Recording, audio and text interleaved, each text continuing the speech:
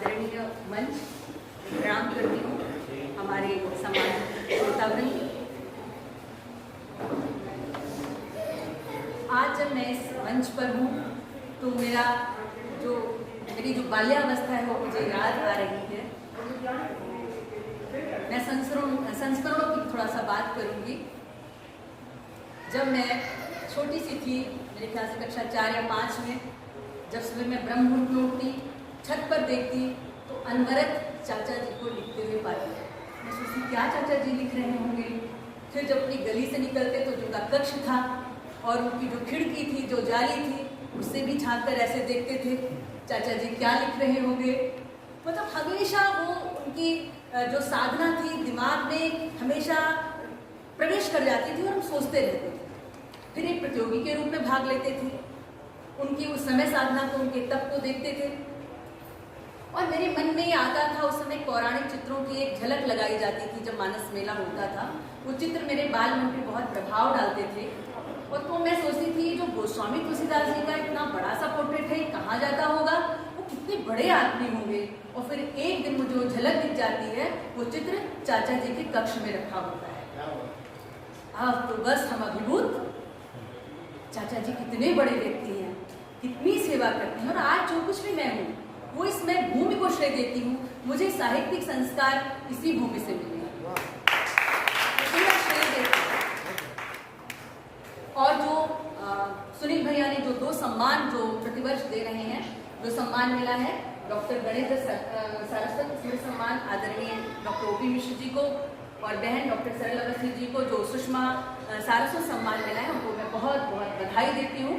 और अब मैं आती हूँ अपने विषय पर, क्योंकि मुझे विषय दिया गया था भारतीय ज्ञान परंपरा, जिसपे हमारी बहन रचना जी ने बात की। लेकिन मैं थोड़ा सा समय ज़्यादा चाहूँगी और मैंने इस पर विचार किया। और हमारे समय BHU में 2 चीज़ें चल रही हैं, एडमिशन भी चल रहे हैं, कक्षाएँ भी चल रही हैं। लेकिन मेरा इस वर्ष का संकल्प था मैं भूमि पर पहुंचूंगी और पुनः अपनी उन स्मृतियों को जीने का प्रयास करूंगी। तो मेरा सौभाग्य है आज मैं भूमि पर हूँ।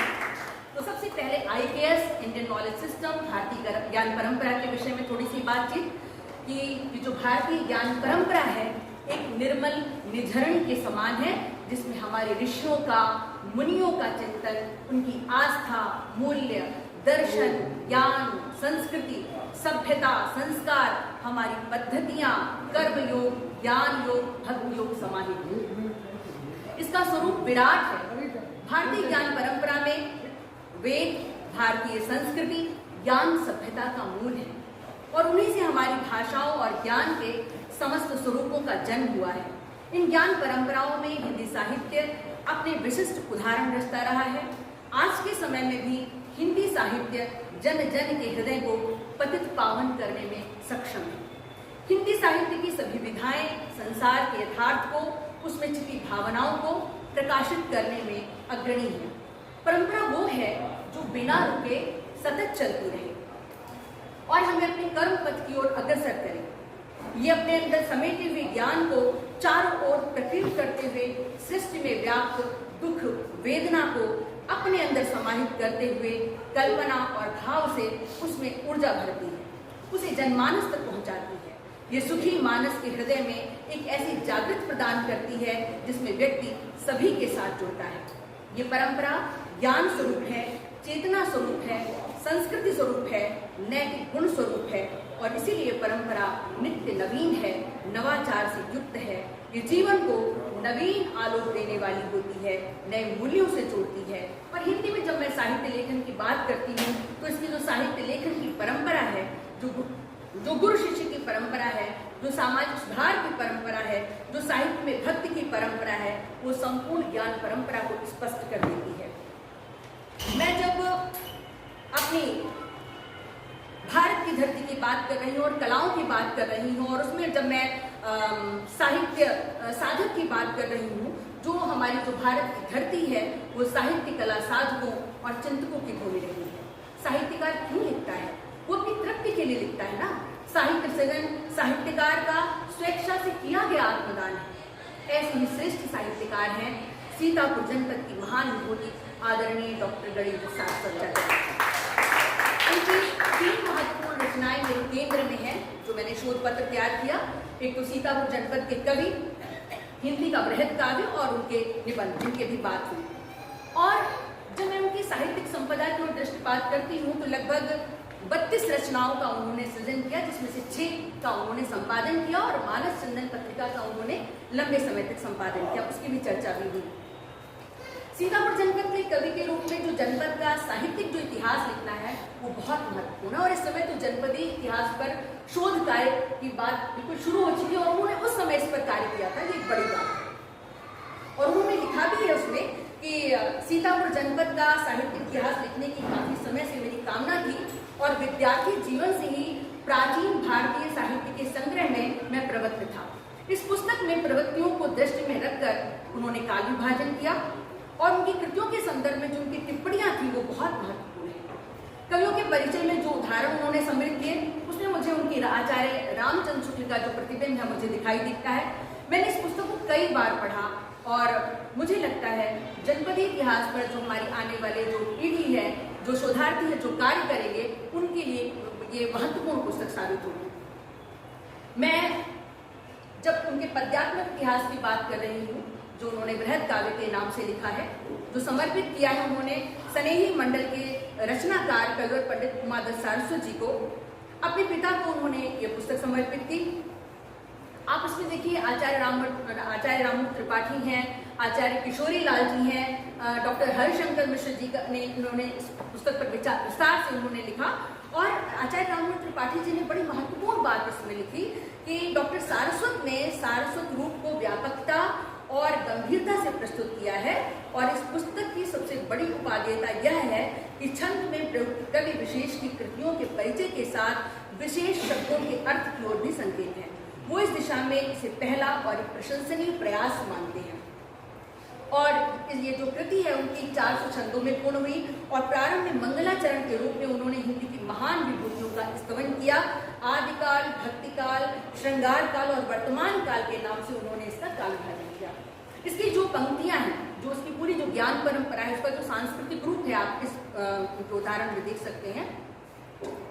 जो हिंदी की कालजयी पंक्तियां जिनको मैं मानती हूँ, वीरता का कभी वेश बना, रण में तलवार लिए उतरी है, निर्गुण हो कभी हो गुण संयुक्त, भक्ति के अंबर में विचरी है, रीत नमी विरमी कभी प्रीति में, नीति सरोवर की शफरी है, आधुनिकासी गुणागरी हो कभी, नागरी हो उभरी है, स्थूलता त्याग के सूक्ष्म गईपन, जीवन की अनुभूज पहेली, पोछने को कभी आतुर हो, शमसीकरों की बनी इष्ट सहेली, मोह नवीन प्रयोग का लेके कभी, टूटते मानव के संग खेली।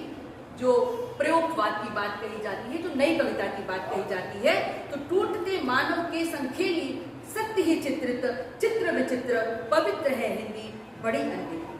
लेखक ने लिखा, जब मैं जितना और अध्ययन कर रही थी तो मुझे उनका एक और जो बात मुझे बहुत महत्वपूर्ण लगी, जिसको मैंने कोट किया है, जो उन्होंने हिंदी के लिए किया। अभी 9 सितंबर से हम भारतीय जी का स्मरण कर रहे हैं, अभी 14 सितंबर आएगी, हम अपना हिंदी दिवस मनाएंगे। तब आप देखिए वो हिंदी को लेकर कितनी महत्वपूर्ण बात लिख रहे थे कि हिंदी हमारे लिए राष्ट्रीयता का प्रतीक है, अंतर प्रांतीय व्यवहार का साधन है तथा हमारी प्रादेशिक संस्कृतियों की अभिव्यक्ति का एक सशक्त माध्यम है। उसमें राष्ट्र की आकांक्षाओं को वाणी प्रदान करने की अद्भुत सामर्थ्य है।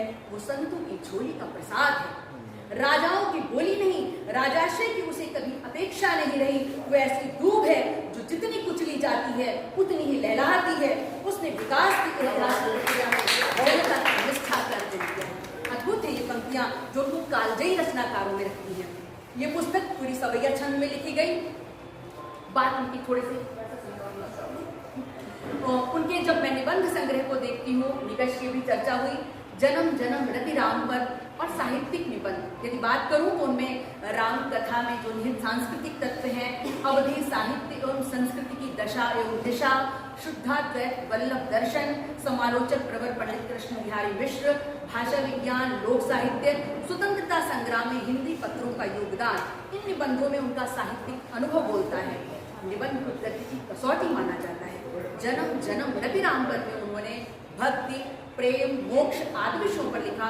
उनका एक निबंध है वर्तमान कवियों में राष्ट्रीय चेतना, जिसमें लिखते हैं मनोवैज्ञानिक दृष्टि से राष्ट्रीयता व्यक्ति के मन की स्व परम की ओर चलने वाली यात्रा के लिए संचित पाथेय है। इस यात्रा में पड़ने वाले स्थान हैं परिवार, ग्राम, जिला, प्रांत, राज्य, विश्व आदि। राष्ट्रीयता मानव को विश्व बंधुत्व की ओर अग्रसर करके परम की प्राप्ति में सहायक बनती है। डॉक्टर सारस्वत एक दार्शनिक एवं विचारक साहित्यकार हैं। जीवन के सभी प्रश्नों पर अपने ढंग से सोचने, समझने और लिखने की उन्होंने चेष्टा की है। निबंधों में उनकी जो विचारात्मक है, भावात्मक है, वर्णनात्मक आदि शैलियां मुझे उसमें देखने को मिली, जो तत्व मिले। ये निबंध लेखक की मानसिक यात्रा के प्रामाणिक दस्तावेज हैं। उन्होंने परंपरागत भारतीय जीवन और संस्कृति को आधुनिक दृष्टि से देखा और समझा। उनका जो रचनात्मक व्यक्तित्व है वो बहुआयामी व्यक्तित्व का है और उन्होंने हिंदी साहित्य को अपनी रचनात्मक ऊर्जा से समृद्ध किया है। मुझे प्रेमचंद याद आ रही हैं जब वो लिखते हैं, साहित्य का लक्ष्य केवल महफिल सजाना और मनोरंजन का सामान जुटाना नहीं, वो देशभक्ति और राजनीति के पीछे चलने वाली सच्चाई भी नहीं, बल्कि उनके आगे मशाल दिखाती हुई चलने वाली सच्चाई है। जिन्हें धन वैभव प्यारा है, साहित्य मंदिर में उनके लिए स्थान नहीं है। यहाँ तो उन उपासकों की आवश्यकता है जिन्होंने सेवा को ही अपने जीवन की सार्थकता मान लिया हो। आदरणीय डॉक्टर गणेश दत्त सारस्वत का जीवन साहित्य सेवा के प्रति समर्पित रहा। उनका साहित्य राष्ट्र का उत्थान करने वाला है। वो एक सच्चे साहित्य प्रेमी, तपस्वी और आत्मज्ञानी है। निश्चित ही चाहे ज्ञान का क्षेत्र हो, चिंतन का क्षेत्र हो, व्यक्तित्व की सरलता का क्षेत्र हो, आने वाली पीढ़ियां उन्हें याद रखें। उनके साहित्य का पुनर्पाठ होना चाहिए और हिंदी जो जगत है उनके इस साहित्य योगदान के प्रति ऋणी है। मैं पुनः प्रणाम करती हूँ चाचा जी की अपनी स्मृतियों को, उनकी यादों को बहुत भावुक हो रही हूँ। हमारे सामने आदरणीय उदय भैया बैठे हैं, हमारे रमेश भैया बैठे हैं। जब हरिशंकर प्रसाई को पढ़ती हूँ तो रमेश भैया के व्यंग याद आते हैं कि बड़े बाप के बड़े बेटे। हम लोग छोटे छोटे थे तो सुनते थे। देखिए श्रवण का कितना महत्व पड़ता है। बड़े बाप के बड़े बेटे हैं और जब से जन्मे तब से लेके याद आ गई मुझे। मैं अपने उन दोनों विभूतियों को भी सम्मानित करना चाहती हूँ। ये मुझे क्षण मिला है और मैं इसे गंवाना नहीं चाहती। आदि भैया उदय प्रताप द्विवेदी और सुधीर रमेश